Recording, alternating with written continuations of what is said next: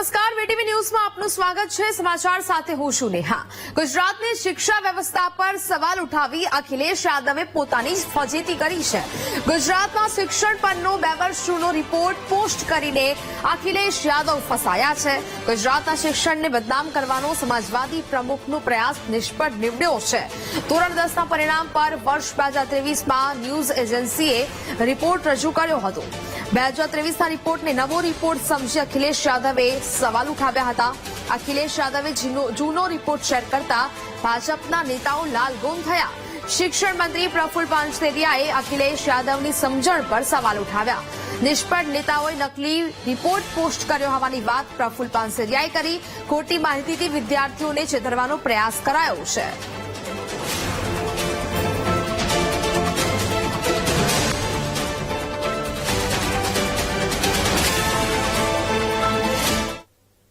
Result આવ્યું છે। આવી બોગસ અને વાહિયાત જૂઠાણા ફેલાવનારા આવા લોકો દેશની સુરક્ષા માટે ખતરારૂપ છે, દેશ માટે હાનિકારક છે। યુપીના એ શાસન કરતા હતા ત્યારે એમના સ્વર્ગસ્થ પિતાશ્રી અને આ બંને માફિયાગીરી અને માફિયા રાજો ચલાવ્યા છે। ત્યારે ગુજરાતનું શ્રેષ્ઠ શિક્ષણ છે। ગુજરાતની અંદર છેલ્લા 1.5 વર્ષમાં 2,29,000 બાળકો પહેલા ધોરણથી 12મા ધોરણ સરકારી શાળા અને ગ્રાન્ટેડ શાળામાં એડમિશન લીધા છે।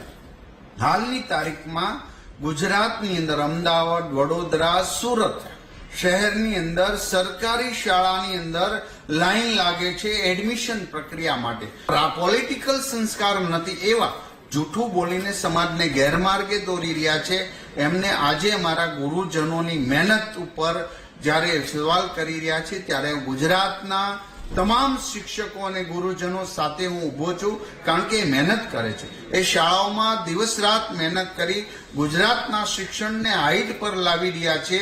ત્યારે 2,29,000 વિદ્યાર્થીઓ પ્રાઇવેટ શાળા છોડીને સરકારી શાળામાં આવ્યા। મને આશા છે કે ગુજરાતનું શિક્ષણ મોડેલ જે દિશામાં આગળ જઈ રહ્યું છે એમાં હવનમાં હાડકા નાખનાર આ નેતાઓ જેણે પોતાના વિસ્તારની અંદર પોતાના રાજ્યની અંદર અરાજકતા ફેલાવી છે, 0 રિઝલ્ટ આવ્યું છે। આવી બોગસ અને વાહિયાત જૂઠાણા ફેલાવનારા આવા લોકો દેશની સુરક્ષા માટે ખતરારૂપ છે, દેશ માટે હાનિકારક છે। યુપીના એ શાસન કરતા હતા ત્યારે એમના સ્વર્ગસ્થ પિતાશ્રી અને આ બંને માફિયાગીરી અને માફિયા રાજો ચલાવ્યા છે। ત્યારે ગુજરાતનું શ્રેષ્ઠ શિક્ષણ છે।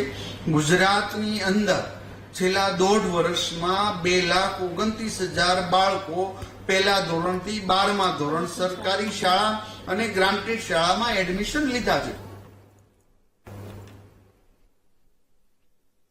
તો અખિલેશ યાદવની પોસ્ટ અંગે બોલ્યા ભાજપના નેતા યજ્ઞેશ દવે। અખિલેશ યાદવ પર યજ્ઞેશ દવે પ્રહાર કર્યા છે।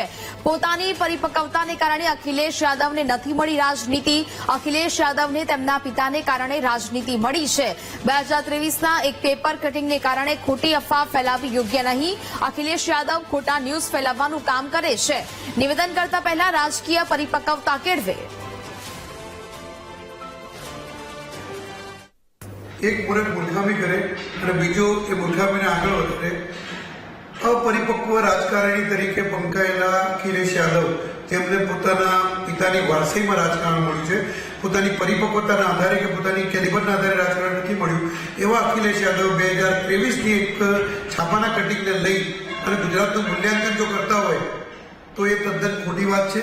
અને આદરણીય હર્ષભાઈ સંઘવીએ પણ કહ્યું કે 2023ની અંદર જે શાળાઓ હતી એના કરતાં 2024માં એનું પરિણામ સારું આવ્યું અને 2025નું તો હજી પરિણામ જ નથી આવ્યું। ત્યારે 2025ના પરિણામને 2023ના પરિપ્રેક્ષ્યમાં લઈ અને ખોટી રીતે પોસ્ટ કરી અને ફેક ન્યૂઝ ચલાવવા, ફેક ન્યૂઝના આધારે ગુજરાતને બદનામ કરવું અને આવા જ પરિસ્થિતિમાં કેજરીવાલ એનો વઘાર લેવા માટે આવી જાય છે અને કેજરીવાલ આવી જ ફેક ન્યૂઝને આગળ વધારે છે।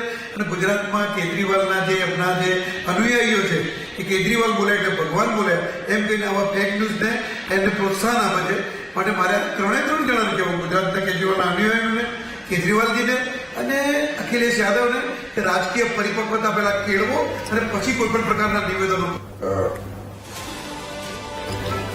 તો આ બંને દ્રશ્ય મેં આપને બતાવી રહ્યા છે કે જ્યાં ગુજરાતના શિક્ષણની વાસ્તવિકતા સામે આવી હતી કે જ્યાં સરકારી શાળામાં એડમિશન લેવા માટે મોટી સંખ્યામાં વાલીઓ છે તે લાઈનો લગાવીને ત્યાં ઉભા હતા. ટોકન સિસ્ટમ અપનાવવામાં આવી હતી અને બીજી બાજુ ગુજરાતના શિક્ષણ પર આ પ્રકારના સવાલ અખિલેશ યાદવે ઉઠાવતા હવે ભાજપ નેતાઓ આક્રમક બન્યા છે અને તેમના પર પ્રહાર કરવામાં આવી રહ્યા છે. આ એ જ દ્રશ્યો ગઈકાલના છે કે જ્યાં ગુજરાતની જે સરકારી શાળા આવેલી છે સુરત ખાતે અને ત્યાંના જ આ દ્રશ્યો છે કે જ્યાં એડમિશન પ્રક્રિયા માટે સરકારી શાળામાં લોકોએ લાંબી લાઈનો છે તે લગાવવામાં આવી હતી ને આ જ સરકારી શાળામાં એડમિશન લેવા માટે પેરેન્ટ્સ છે તે મોટી સંખ્યામાં અહીંયા પહોંચ્યા હતા અને હાલ તો જે લોકો ફી ભરવા માટે પણ કેપેબલ છે તેવા લોકો પણ અહીંયા જોવા મળ્યા હતા. ડોક્ટર, વકીલના દીકરાઓ માટે પણ અહીંયા એડમિશન લેવા માટે પડાપડી છે તે જોવા મળી હતી. જોકે આ પ્રકારે હવે એક બાજુ ગુજરાતની આ વાસ્તવિકતા અને બીજી બાજુ અખિલેશ યાદવનું આજે પોસ્ટ તેમના દ્વારા જે શેર કરવામાં આવી છે તેને લઈને તેમનું પૂરતું જ્ઞાન અહીંયા છતું થાય છે. કારણ કે 2 વર્ષ પહેલાનો જે આ રિપોર્ટ છે તે રજૂ કરવામાં આવ્યો અને તેને જ લઈને ભાજપ નેતાઓની પણ અનેક પ્રતિક્રિયાઓ છે તે સામે આવી ચૂકી છે. ટ્વીટ કર્યા બાદ અખિલેશ યાદવ પોતે જ ખૂબ ટ્રોલ થઈ રહ્યા છે. ગુજરાતના શિક્ષણને બદનામ કરવાનો પ્રયાસ કેમ કરવામાં આવ્યો તેને લઈને ભાજપ નેતાઓની અનેક પ્રતિક્રિયાઓ સામે આવી છે.